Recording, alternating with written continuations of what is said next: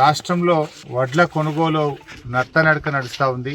అటు పత్తి రైతులు, ఇటు వడ్లు పండించిన రైతులు మద్దతు ధర రాక తల్లడిల్లుతున్న పరిస్థితి ఉన్నది. ముఖ్యంగా ఈ రోజు అధికారంలో ఉన్న కాంగ్రెస్ ప్రభుత్వం పత్తి, వడ్లు కొనుగోలు చేయడంలో పూర్తిగా విఫలమైంది.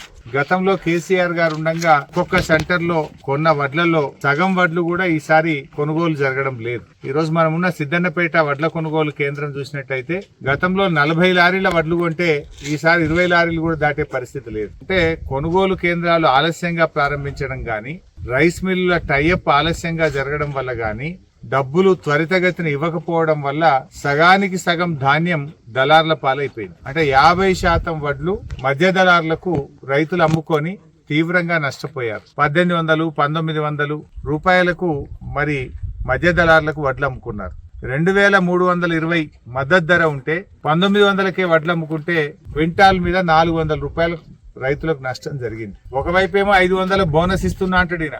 బోనస్ మాట దేవుడికి గాని మద్దతు ధర మీద 400 లోపలికైంది. అంటే ఒక క్వింటల్ మీద బోనస్ 500, తుట్టి 400, 900 రూపాయలు, 1000 రూపాయలు రైతులకు తీవ్రంగా నష్టం జరిగింది.